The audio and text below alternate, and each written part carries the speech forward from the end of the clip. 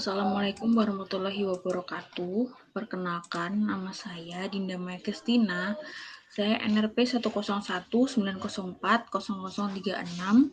kelas PL4D. Di sini saya akan menjelaskan tentang tugas praktikum kontrol analog. Sebelum saya menjelaskan mengenai coding atau pemrogramannya, saya akan menjelaskan beberapa komponen yang saya gunakan. Untuk komponen yang saya gunakan, yang pertama ada Arduino Uno R3. Arduino Uno R3 ini sudah dilengkapi dengan berbagai hal yang dibutuhkan untuk mendukung microcontroller untuk bekerja. Arduino Uno board ini memiliki 14 pin digital input atau output, 6 analog input, sebuah resonator keramik 16 MHz, koneksi USB, colokan power input, ICSP header, dan sebuah tombol reset. Sebagaimana kita ketahui, dengan sebuah microcontroller kita dapat membuat program untuk mengendalikan berbagai komponen elektronika. Dan fungsi Arduino Uno ini dibuat untuk memudahkan kita dalam melakukan prototyping, melakukan microcontroller, membuat alat-alat canggih berbasis microcontroller.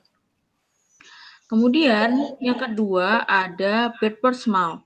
Breadboard merupakan sebuah board atau papan yang berfungsi untuk merancang sebuah rangkaian elektronik sederhana. Breadboard tersebut nantinya akan dilakukan prototipe atau uji coba tanpa harus melakukan solder. Pada praktikum ini saya menggunakan medium breadboard. Medium breadboard merupakan breadboard yang juga dinamakan sebagai half breadboard.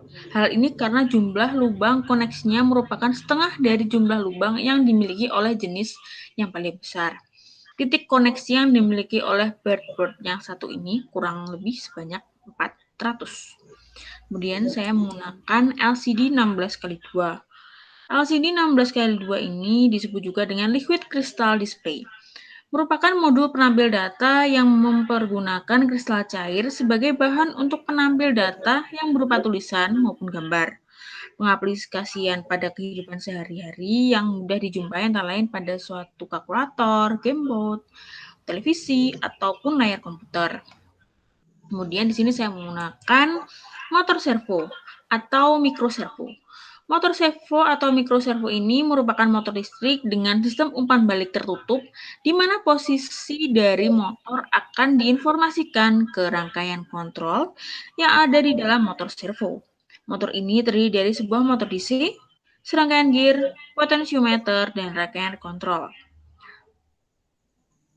Kemudian, di sini saya juga menggunakan potensiometer.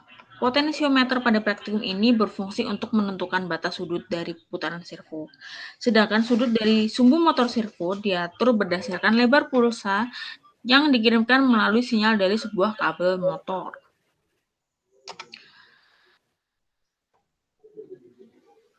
Karena motor DC servo merupakan alat untuk mengubah energi listrik menjadi energi mekanik, maka magnet permanen motor DC servo lah yang mengubah energi listrik ke dalam energi mekanik melalui interaksi dari dua medan magnet.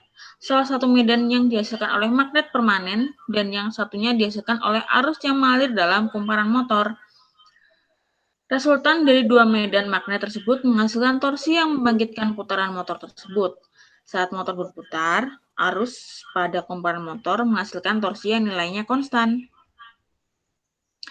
Salah satu fungsi potensiometer adalah sebagai resistor 3 terminal dengan sambungan geser yang membentuk pembagi tegangan yang dapat di-setel.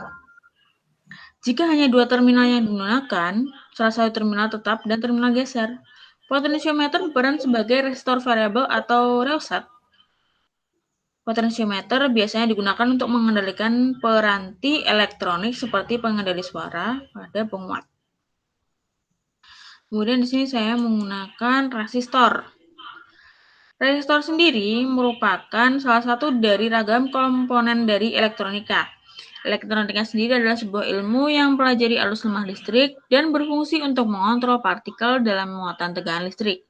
Salah satu contohnya adalah komputer yang di dalamnya juga mengandung arus listrik. Di sini saya akan menjelaskan kode yang saya gunakan.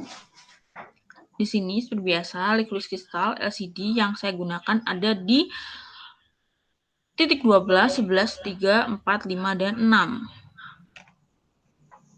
Nah, ini.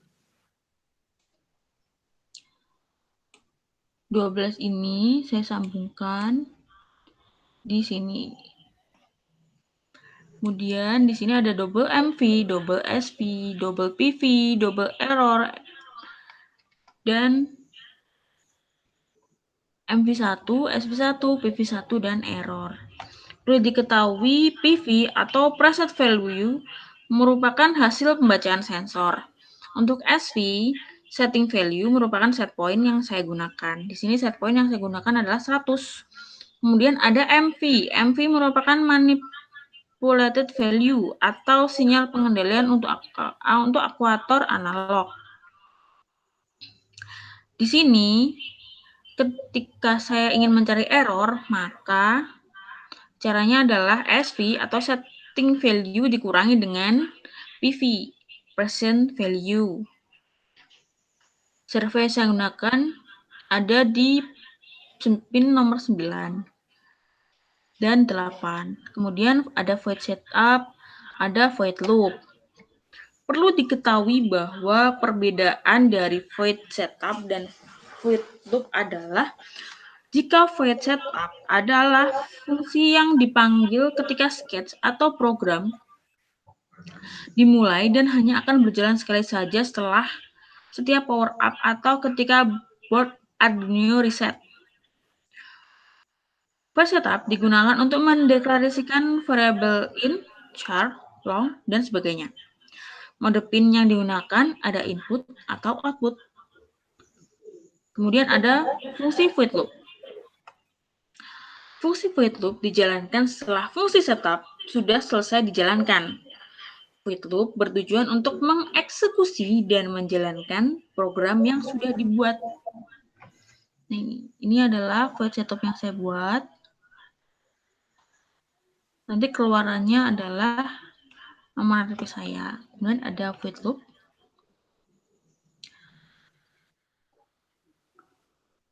MV atau yang disebut juga dengan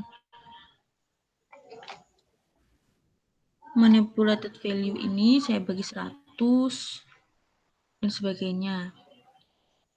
Dan ketika saya start simulation, outputnya adalah seperti ini. Kendali level NRP101, 904, 0036. Dan ini motor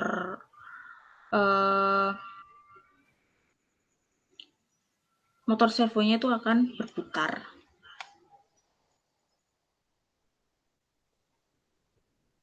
Dan akan menampilkan nilai SV dan PV. Nilai SV sebesar 100,00 dan nilai PV sebesar 100,00.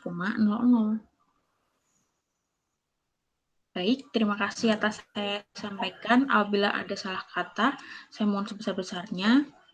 Apabila ada koreksi terkait pembelajaran terkait praktikum yang saya buat ini, mohon Bapak sampaikan. Terima kasih. Wassalamualaikum warahmatullahi wabarakatuh.